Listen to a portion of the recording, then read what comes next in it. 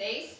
Bom, nessa aula de hoje nós vamos fazer a correção daquela atividade que eu passei para vocês do livro didático lá no dia 1º no Clipe Escola, tá? Que era para vocês responderem algumas questões a partir da página 56, sobre infográficos ainda, tá?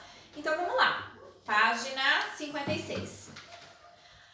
O número 1. O gênero infográfico apresenta em sua composição, além de textos verbais, recursos gráfico-visuais.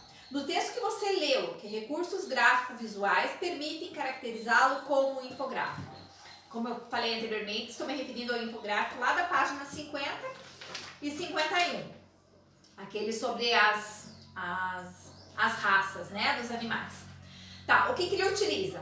Primeiro, o uso de imagens, né? E a exploração de diferentes fontes e letras. Percebam que tem letras de diferentes fontes ali no infográfico. E o uso de pictogramas, entre outras coisas. Bom, a número 2. Como vimos, os infográficos podem ser compostos de diferentes elementos, verbais, visuais e gráficos visuais. Letra A. Quais desses elementos podem ser encontrados no infográfico Raça Ruim? Ali da página 50.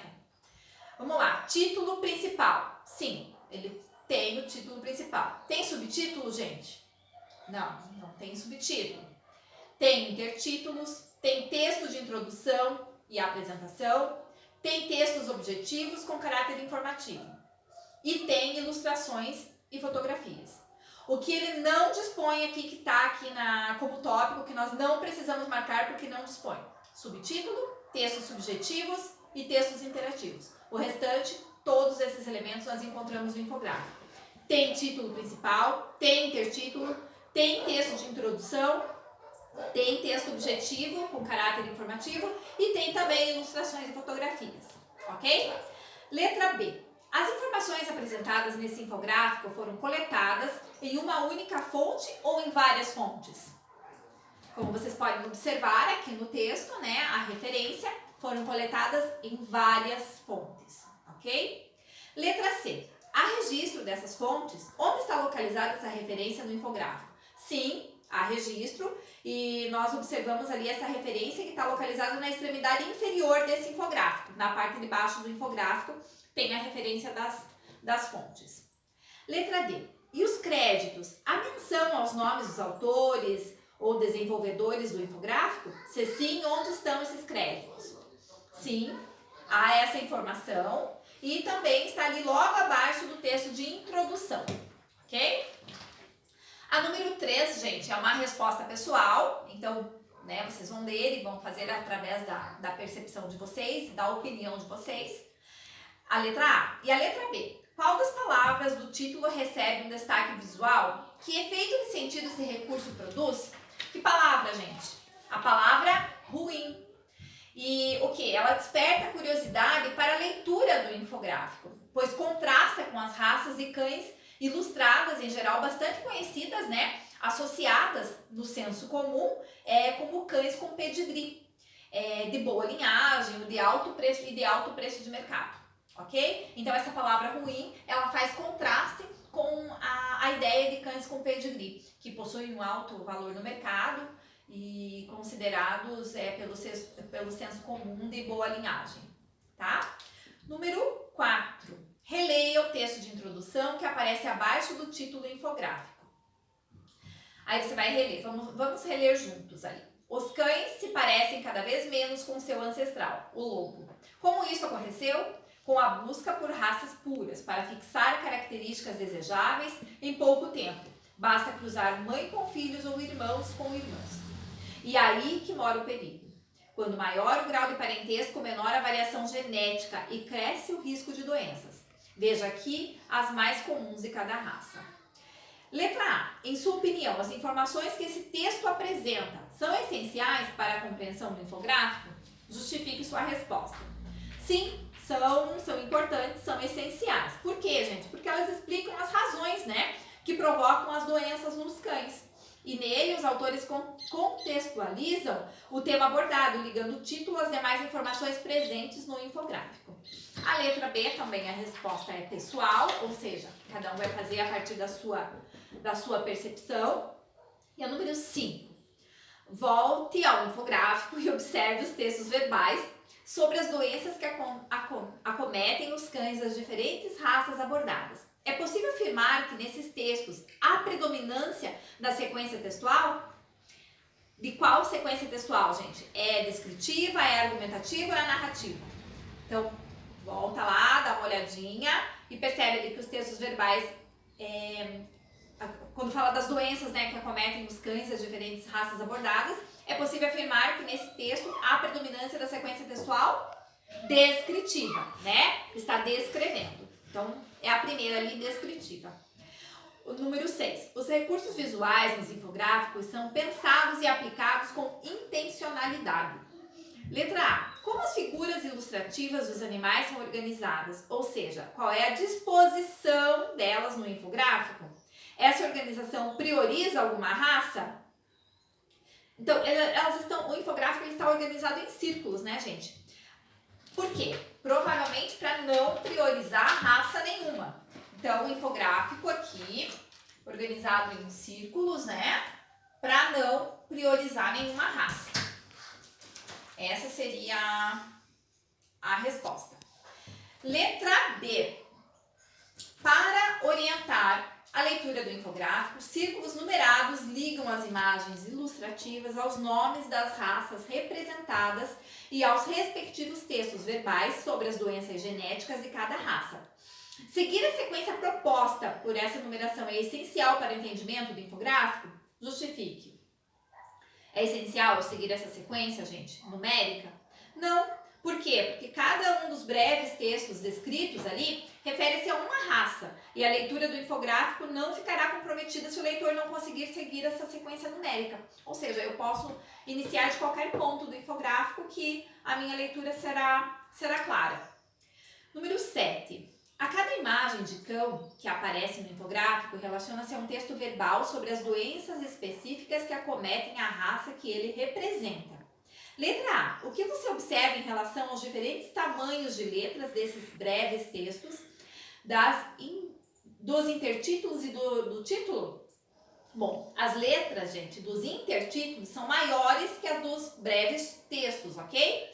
E as letras usadas no título são maiores que todas elas. E também as demais usadas no infográfico, tá? Então, as letras dos intertítulos são maiores que a dos breves textos.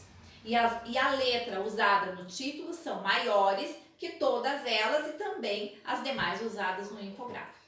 A letra B, novamente uma resposta pessoal, cada um vai fazer a sua, dependendo do seu entendimento. E, então, só para recapitular alguma coisinha aqui sobre o infográfico, né? Podem ser compostos de diversos recursos visuais, tabelas, diagramas, gráficos estatísticos, fluxogramas, fotografias, ícones. Podem também constar em sua composição título, intertítulo, breve textos escritos, imagens, fontes e crédito. Fontes e créditos quer dizer o nome dos autores, né, gente? E as sequências textuais predominantes são a explicativa e a descritiva. Ele descreve e explica propriamente dito, ok? E a disposição das informações é planejada para favorecer a leitura da informação principal. Em geral, elementos não posicionados no centro contêm informações complementares. Normalmente, as informações secundárias são colocadas do lado. O centro é para prioridade as informações principais. E esse gênero textual muitas vezes permite leituras não lineares, cabendo ao leitor estabelecer a ordem de leitura que desejar, segundo o seu interesse. Um exemplo disso é o infográfico que nós vimos, que era disposto de forma circular, que você poderia iniciar a leitura por qualquer uma das partes que não compromete o entendimento. Vamos aqui para a parte da linguagem. A número 1 da parte da linguagem, da página 59, a resposta é pessoal também. Vamos para a número 2. Por tratar de um assunto ligado à ciência, há no texto alguns termos específicos. Como esse infográfico é destinado a um público-alvo não especializado, que recurso foi empregado para facilitar a compreensão de termos como dilatação gástrica, São Bernardo, e displasia coxofemoral, Golden Retriever. Então, assim, as ilustrações técnicas em zoom que aparecem lá no infográfico, que identificam qual condição costuma afetar o cão e em que parte do corpo. Então, para facilitar o entendimento, o infográfico usa dessa imagem e mostra lá que parte do corpo do cão, né, do animal, que é afetada por essa determinada doença. Ou seja, você não precisa conhecer o nome científico da doença e saber do que ela se trata para entender. Não compromete o seu entendimento, porque ela explica através da imagem. Número 3. Cada imagem de raça canina é acompanhada por um texto verbal. Qual é a finalidade desses textos? Por que o autor usou esse texto para compor o infográfico? Para indicar, gente, a principal doença ou anomalia que acomete a respectiva raça, ilustrada pela imagem técnica, e também outros distúrbios decorrentes dos cruzamentos forçados. A número 4. Volte ao infográfico, releia os pequenos textos verbais sobre cada uma das raças e responda. Letra A. Qual é o tempo verbal mais empregado nele, gente? O tempo verbal empregado no infográfico é o presente do indicativo, ok? É a segunda opção que nós temos ali, é o presente do indicativo. A letra B, da mesma forma, uma resposta pessoal. Então, vamos lá para a letra C. Esses textos transmitem a opinião dos autores, revelam os sentimentos a respeito do assunto ou expressam os fatos? Comprove sua resposta com um exemplo do texto. Eles expressam os fatos, certo? Por estudiosos, na verdade eles pegam ali fontes, né? Estudiosos e pesquisadores. E uma sugestão, por exemplo, aqui que vocês podem utilizar de resposta para justificar isso, para confirmar, abre aspas, porque eu estou retirando do texto, o Lulu é o campeão em deslocamento de patela, fecha aspas. Letra D. Considerando a finalidade desse gênero textual, podemos concluir que predomina a linguagem objetiva, a linguagem direta, ou a linguagem subjetiva. Qual das duas linguagens que predomina?